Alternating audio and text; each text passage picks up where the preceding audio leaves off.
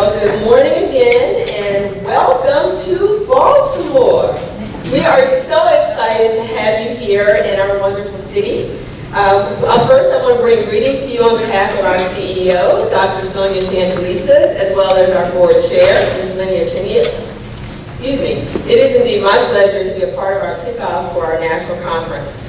As I provide some updates today, one of the things I'm going to do is I'm also going to give other staff that are here an opportunity to stand so you can sort of see who these folks are that are in the trenches doing the day-to-day work that we're all excited to learn more and more about. So first, a little bit about who we are. We are an urban school system located here in the heart of Baltimore. We have about 172 schools and programs. You'll see we have a little less than 80,000 students. You'll see we are predominantly an African-American district. We do have a growing Latinx population and immigrant population in particular. You'll see there the mix across our grade bands, and you'll see our graduation rate, which is at 72.2%, which is the highest graduation rate posted in at least the last 10 years.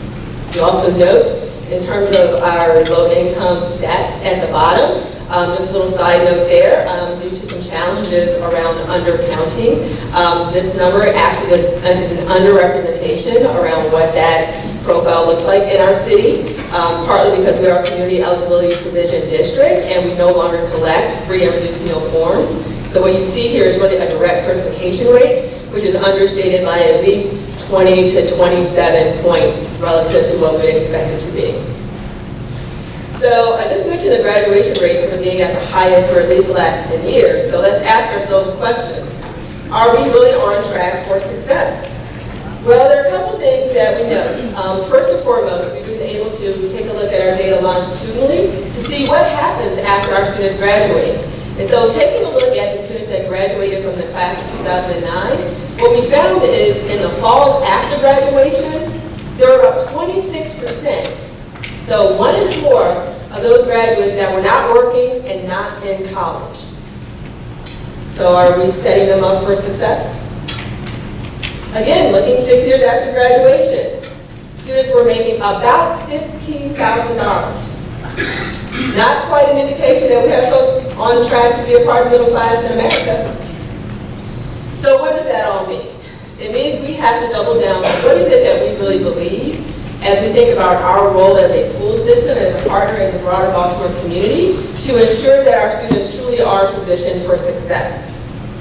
So the work that I'm going to share with you today is largely being led from our College of Career Readiness office, and it's anchored by these couple of beliefs. First and foremost, that every student needs an adult to provide guidance and support. I think we would all agree relationships matter. We need to make sure that we have a caring adult in front of every student that is there to help guide, to help support, and help answer questions as those aspirations start to unfold. In order to support that, we also believe that every student needs an individualized plan to help them set and achieve their post-secondary goals. Not the goals that we have for them, but the goals and aspirations that they have for themselves. We also know that when it comes to career, there are many different pathways to career. I would venture to say, just looking around the room, there's probably no one in this room, or at least few of you in this room, that can say there was a straight shot from the moment you graduated from high school to you landing in the seat that you're in today. That is even more true today when you look at the variety of paths that are available to our students as the career landscape has changed, as communities have changed, as our economy and our world has changed. The other thing that we then know is that not only are there many pathways, but nearly all of them require more education. It's no longer just good enough just to walk out the door with a high school diploma. What does that get you these days? And so part of what we've noted here are just some of the other indications around the types of supports that students need, not just within what we can do within the K-12 environment, but in terms of workforce experiences, the types of educational support from our community colleges, and from our four-year universities as well. So as we started to really unpack what this all meant for our city, we had the benefit of working with a couple of organizations that really helped us dig in to what's happening real time with our students, with our graduates, what's happening in our local economy, and what does that all mean as we build out our strategies and plans going forward. So I'm not going to read these to you, but I want to highlight a couple of things that are noted on this slide.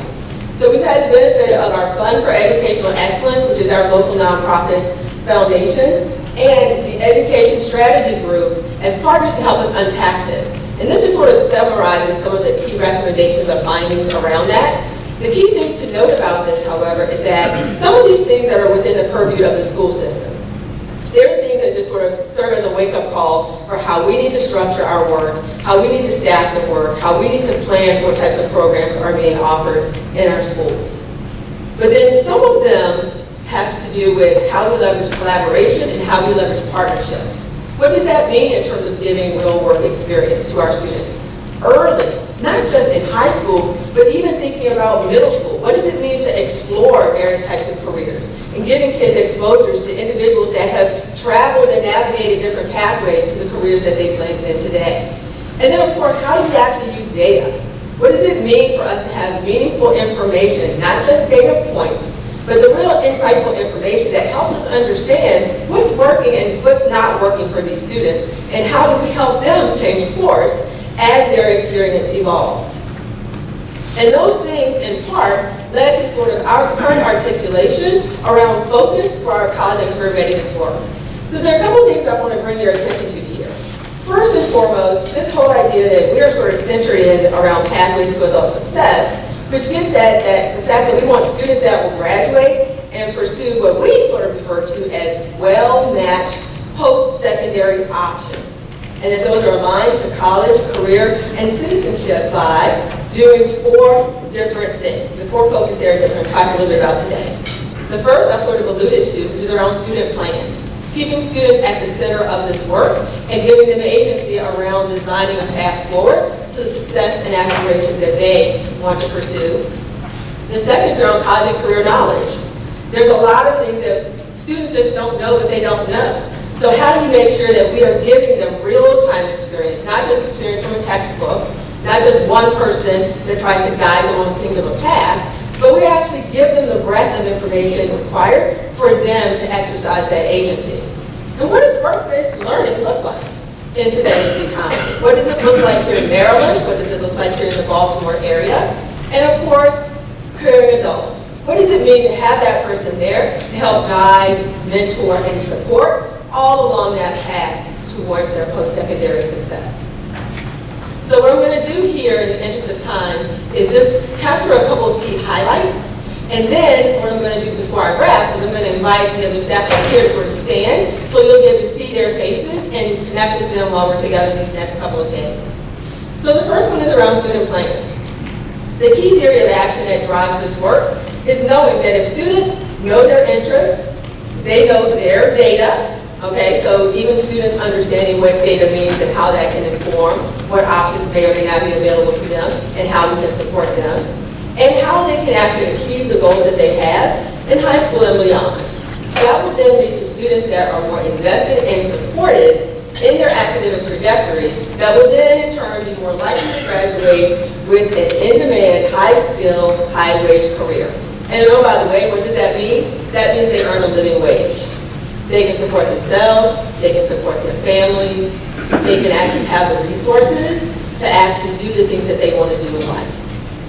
We've indicated here that yes, we are going to be measuring this, so you'll see throughout this that we've set a few goals along the way of the types of things that we're going to be looking for. And we've made some notations here and there regarding some of the initiatives that are underway to support this work. So here again, this one in particular gets at the fact that we'll have all of our students in those secondary grades, starting at middle grades, and starting at grade 6, actually having those individualized plans in place. This just sort of highlights what that actually looks like in school year 1920 as we're getting that work off the ground. And you'll notice there are things in here that speaks to how our structures have to change. How do the conversations need to change? How do we ensure that there are timely reviews? How do we make sure that the information is kept on file and will travel with the student as the student continues to progress through school? How do we make sure that we factor that into what we use here as school choice at the high school level? so that we are, again, giving students access to those opportunities. And then in terms of the focus of their career interest, through whatever combination that looks like, whether that's college, work, military, there again, as we all know, multiple pathways to success. The next area is around our college and career knowledge. Again, thinking about the alignment to their interest.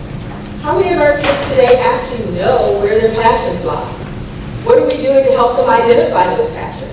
How are we then aligning that to what their experiences are in school, so that school is just that thing I have to do from whatever time to whatever time, and then I explore my real passion on the weekends or after school. What would it look like if we could bring all those things together in a way that would actually allow students to be successful and have jobs that would provide them with a family supporting wage?